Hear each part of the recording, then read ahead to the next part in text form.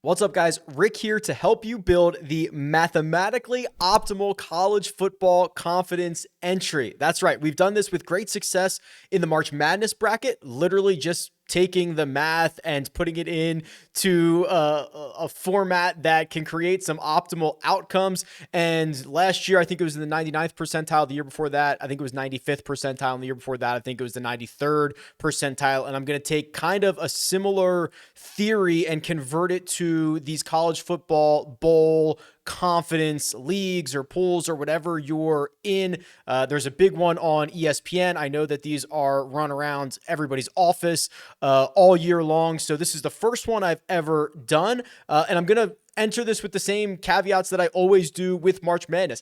I don't follow college football, as I don't follow college basketball. That has not stopped us, and I do not think it is going to stop us from creating what is a really good entry based on math. Math doesn't need to watch the games. The other thing is this generally works a lot better in larger pools, whether it's with 1,000 people, 1,000,000 people on ESPN. Your office might have a couple of hundred people. The smaller it gets, if it's only a dozen people, this will still work fine. But realistically, the game theory stuff that we're going into, it ends up working on a larger scale a lot better, but it can be used anywhere.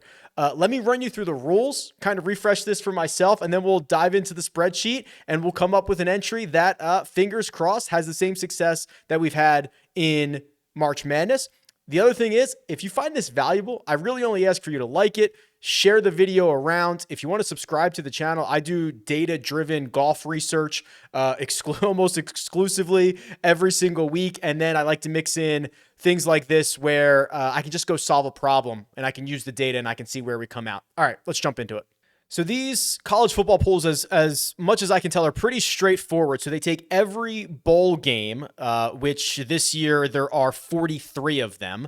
You have to choose who is going to win straight up each bowl game. There's no spreads involved at all. And then you need to assign a confidence level to each one of these games. So the game that you think is most likely to win, or the team that you think is most likely to win, you assign that game 43 points. So that if you get a win, you get 43 points. And then it's very simple. At the end, most points wins. So obviously, the ones that you feel most confident in get the highest number of points. The games that you feel the least confident in get the lowest number of points. If your team loses, you get 0 points. Very, very straightforward. And this, I thought, was going to be a kind of a really simple video because there's kind of a couple layers of ways to optimize this. If you're doing this, kind of blind, what you would normally do is you would just simply look up what the money lines are for each one of these teams. There are flaws in that, obviously, but the sportsbook assigning a money line to who's going to win, and you would rank your game number 43, your most confident game, as the team with the highest money line, the largest money line, and that would be the team that would be most likely to win. And you'd probably be fine with that, right? If that's what you did, I assume that is more research, more time, more energy put in than the vast majority of people that you are going to be competing against. You would probably be fine. But the secret sauce is the same secret sauce that ESPN provides us during March Madness. And they tell you before this starts how many people have picked each one of these teams. That's the magic ingredient. It's the magic ingredient that we don't have before you set your DFS lineups. It's what we do get for March Madness, which allows us to play much more of a game theory situation. So you can see here, the very first bowl game, Friday, December 16th, Miami of Ohio versus UAB. Miami of Ohio is being selected 12% of the time by other people in this ESPN pool, with UAB being selected 88% of the time. Caveat here, if you live right next to campus at Miami of Ohio and you're in an office pool, that number is going to be a lot higher than 12%. Okay, so think about this. If you're playing with your buddies in Ann Arbor, Michigan, whatever Michigan's number is on ESPN is going to be a lot higher in your pool. So same thing as March Madness, because there is obviously kind of this hometown influence that you get every single time in these. So now that we know how frequently each one of these teams are being selected, we enter the game theory phase of this exercise, because there are going to be some outrageously large numbers here. Boise State over North Texas is being selected 96% of the time. Is Boise State going to beat North Texas 96% of the time? Absolutely not. Are they going to win a lot? Yes. Are they going to win probably much more than 50% of the time? Absolutely. Are they going to win 96% of the time? No. Okay, so that is where the entire process of this comes through. We are going to take the money lines. We are going to convert them to probabilities of actually winning. We are going to compare those numbers to how frequently each team is being picked, and we are going to find our leverage. Once we have our leverage, the teams that are more likely to win than they are being treated here on ESPN and in all the other pools, we will have an order in which we can put these games into based on confidence. It's actually pretty simple. It's not rocket science, but it's also not easy, and it's time consuming. So people are not going to do this. They might not think, they might not care to, but we're going to do our best. So here we go. This is a spreadsheet that I'll link in the description so that you can follow along and you can see this. And then after I put my entry in, if ESPN lets me share my entry, I'll also link that. They do let me share it for March Madness. I assume I'll be able to share it for this. So I'll find a way to put that in the description. So this is very, very simple. Let's just go through this step by step. All I have done is I put in this spreadsheet every team. So that means 2 rows for every game. So game number 1 has Miami of Ohio as the team, UAB as the opponent. It also has UAB as the team and Miami of Ohio as the opponent. I have put in how often they have been selected. So Miami of Ohio, 12%, UAB, 88%. And then I have entered in the money line, not the spread, just the straight money line to win for each one of these teams. This was kind of the hardest part, right? It's just a data entry of typing all this in and putting it in there. So what I use for the money lines, and you can use anything you want, any sportsbook that you want. I used DraftKings Sportsbook. I have zero affiliation with them. I just thought it would be the easiest, and I found them all in one spot. You could use FanDuel. You could use Pinnacle, which is generally considered the sharpest book out there. For March Madness, we didn't actually use money lines. We used 538's projected win by win, round by round win percentages, because there's not really a multiple round process to this. I think money lines is fine. You could argue, but Rick, sports books aren't accurate. Okay, sure. That's fine. Use whatever you want here. The idea is we need something to compare to the percentage of these teams being picked. Before I forget, the other thing that we're going to have to choose, I know it's not round by round, but we have the college football playoff teams in here, right here. TCU versus Michigan, Ohio State versus Georgia. Then the final game is actually going to be the national championship game, in which you choose either TCU and Michigan or Ohio State and Georgia.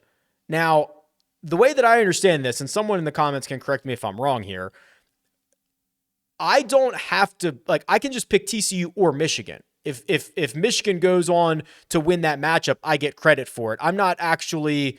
And it doesn't matter what I chose earlier. I'm just picking this side of the bracket or that side of the bracket. And I don't think I'm going to have to come back later after the national championship is decided and adjust it, which you could. We'll talk more about that in a second. So it's kind of this side of the bracket or that side of the bracket is the way that I'm understanding it. And that is the way that I have gone on and put these into the spreadsheet. So I simply went over to DraftKings Sportsbook. You can see they've got obvious, and every sportsbook does, right? They have all the spreads, all the totals, all the money lines for all of these games. I simply typed them into that spreadsheet, and then I converted the money lines into probabilities. Very simple calculation. I'll reveal that to you. It looks like this, column G. And then what I did is I then removed the juice or the VIG. So obviously the money lines, and a good example of that is here, Louisville and Cincinnati.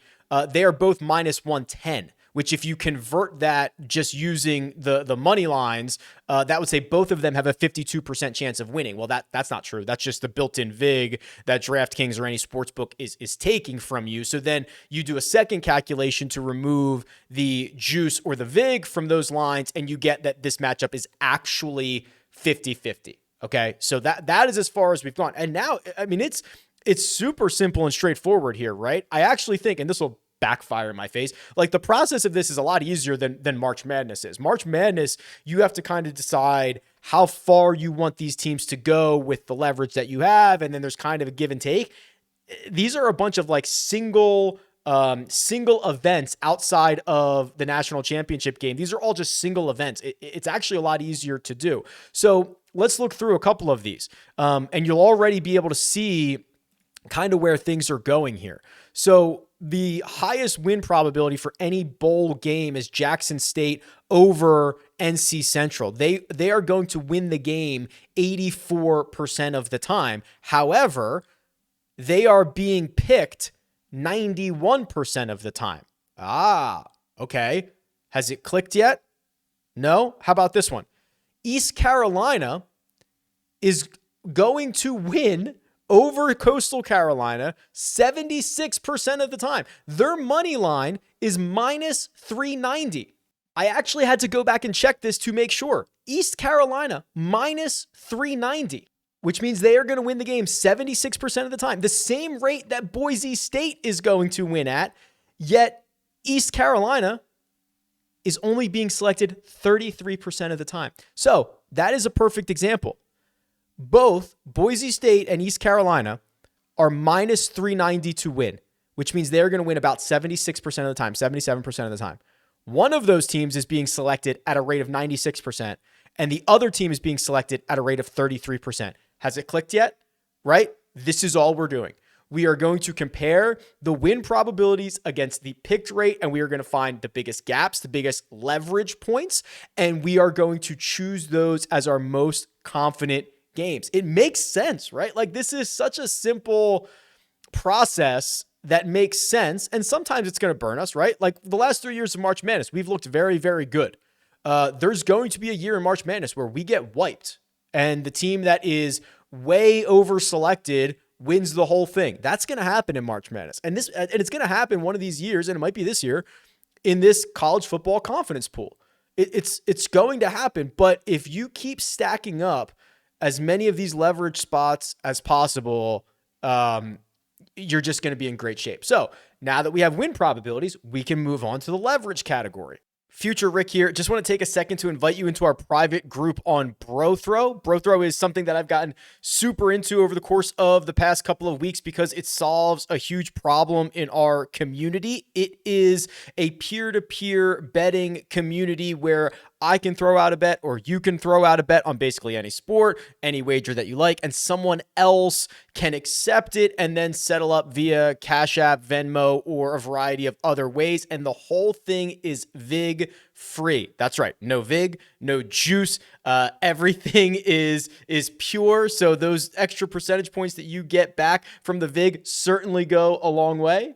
It's invite only right now, but we have a private community, a private RickRunGood group that I'll invite you to. There's a link in the description, or you can go to brothrow.com/Rick and get access to that group. And then you can start wagering with people that you know from the community. For example, I've got a $4 bet out with Paul on an NHL game, a $15 wager with Andy on the Rockets and Bucks. I've got Monday night and Sunday night football action, and it's just a really cool way for me to stay interested, for me to stay engaged in a lot of other sports, and I don't have to worry about paying juice. I can just kind of wager with friends. The good part about this, it's not a sports book, right? So this is available in all 50 states. There is no fee to sign up. And because we have this private little community, you're basically just wagering against people that are RickRunGooders or are RunGooders. So it's been really fun. It's been really cool. We've got a couple of dozen guys already in the group.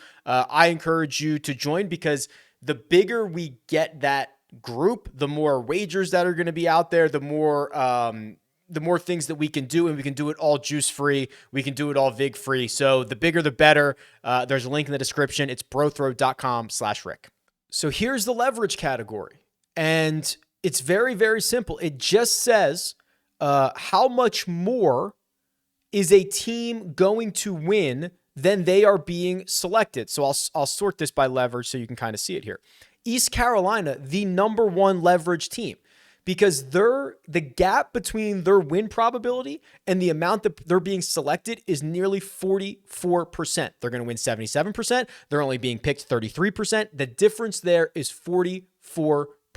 So these are the teams that are showing up really, really well. These are teams. I'll give you another example here.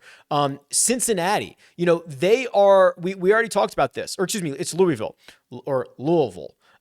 They are only going to win that game half the time, a coin flip, 50% of the time, but they are only being selected 18% of the time. That's the gap we want. That's the leverage that we want. So you'll see a lot of the high leverage games are coin flips, right? There are teams that are expected to win 50, 47, 57, 51, 54, 52% of the time, but they are being selected much, much less, 18, 16, 27, 22, 26, 24%. So we're just trying to stack up as many of those leverage points as possible, knowing that each one of these is a coin flip, and we might lose 8 coin flips in a row or whatever, but we're trying to stack up as many of these leverage spots as possible. Now, one thing that we haven't always done in the March Madness pool that I was starting to do for this year's March Madness, and I'm working on it here for this one, is you kind of have to be smart about this, right? Because just because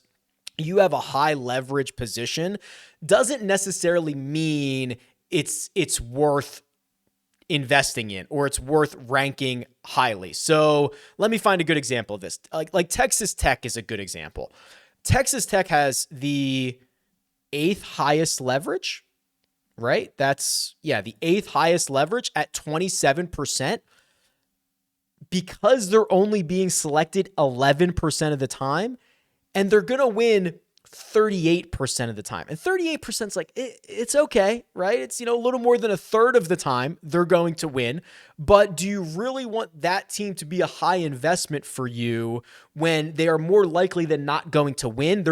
Or more likely or not, they're going to lose, but they're just being selected at an absolute tiny rate that they show up well in the leverage spot. So what I've done, and same examples here, Louisiana and Rice, same thing. A lot of leverage, but they're only being selected 7% of the time, and they're only going to win 31% of the time. That's why they're showing up there. So what I added, drum roll please, is this kind of like adjusted leverage or leverage plus category, which actually looks at the win probability and the leverage together to find almost like a better score. So you can see Texas Tech, was it Texas Tech? That's a good example. Yeah, they had the 8th best leverage, but the 13th best adjusted leverage or leverage plus. And same thing with some of those other teams that have lower win probabilities. You can see they're still green, but not as green. So the way that this reads is basically this. Clemson, who is being picked 48% of the time, almost a coin flip in terms of being picked, will win 68% of the time. That is actually better, even though they have a lower leverage number, than Kansas, which is only being picked 21% of the time. They're going to win 42% of the time, but has a 21% leverage. So the idea just being to not blindly follow the leverage number, because that doesn't tell the whole story, but being able to adjust it to be able to say, okay, they're still not going to win all that frequently. Let's not put all of our eggs in one basket. They're still good, but they're not great. So this adjusted leverage number, Lev plus, this is where we're going. And when you sort by leverage plus, this to me is your confidence pool, right? So number one, by a mile, it's not even close, has to be East Carolina. East Carolina is hanging a 34% leverage plus number. Next best, Wisconsin at 17%. That is a gap of 17%, which is the same gap of all of the positive teams. If you take 17 from Wisconsin, you are down to 0. That is all of the positive teams. So again, this will probably come back to bite us, but there is like no scenario in which East Carolina cannot be your highest confidence team. Maybe if you live next to campus, you knock them down a couple of pegs, but like they have to be your top spot here mathematically. And then you'll see we've got a bunch of kind of coin flips after this. Wisconsin, 57%, Louisville, 50%, Duke, 51%, Iowa, 54%, Tulane, 47%. They are the next best in leverage because they're being selected no more than 30% of the time. So we're going to try to pile these up here. It's quite simple. What I would do is I would literally just type in 43, 42.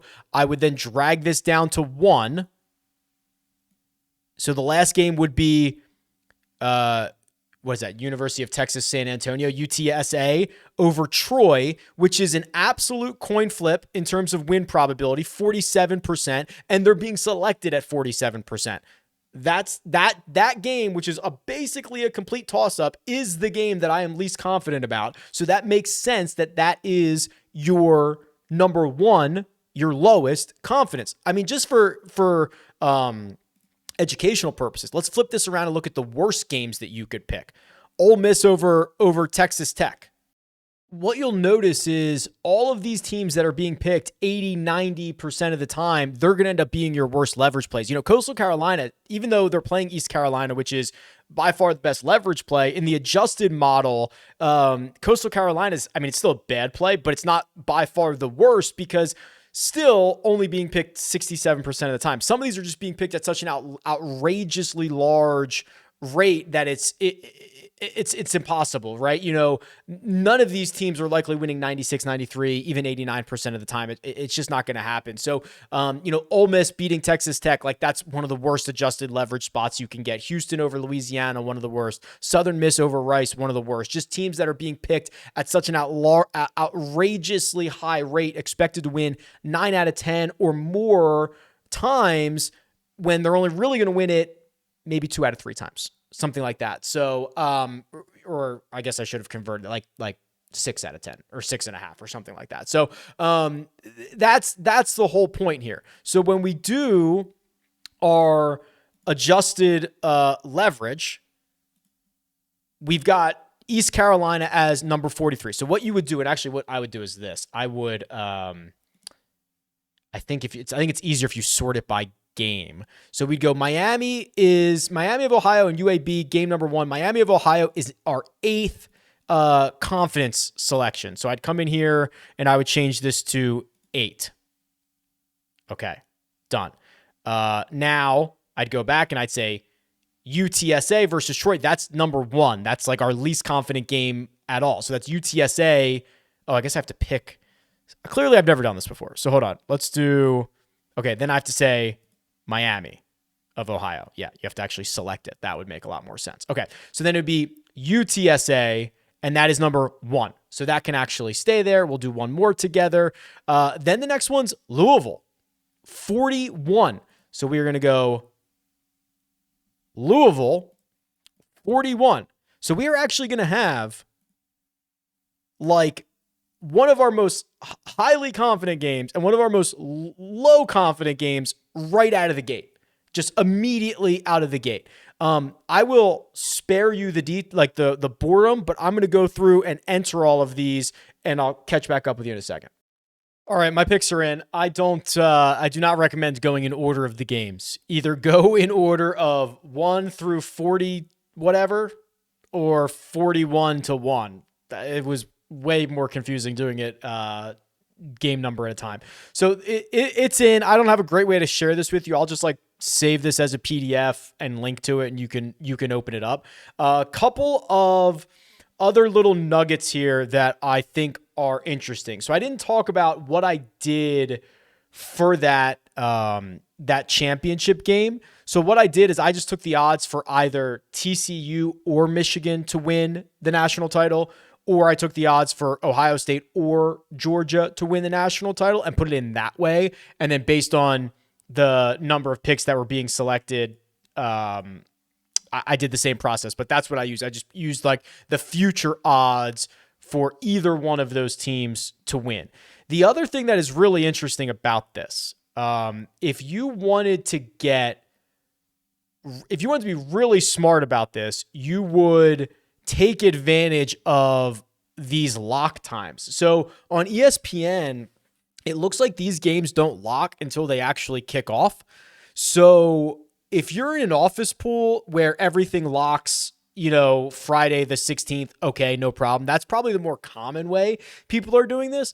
But what you could do is, if you get off to a slow start, and you're not winning much, you could then switch to like the lesser owned team. So like if you get halfway through here, and you had Boise State in your original run, which is being picked 96% of the time, you could switch to North Texas to try to pick up points, right? Because there's no point in you being behind and then picking the same thing as everybody else. So there is kind of an in-game game theory to this. I'm probably not going to do that. I don't really care enough, nor is there like that big of an incentive to do so. If I find myself with a week to go or whatever in it for $1 million, sure. Yeah, I'll do that. But that would be one way to increase your, I guess, optimability, if that is actually a word. One final thing would be to look at our expected value. So this is if we, simulated this bowl season infinity times or 1,000,000 times, 10,000 times. What percentage of points would we expect to get? So, from East Carolina, 77% of the time, we're going to expect to get 43 points, which is an expected value of 33 points.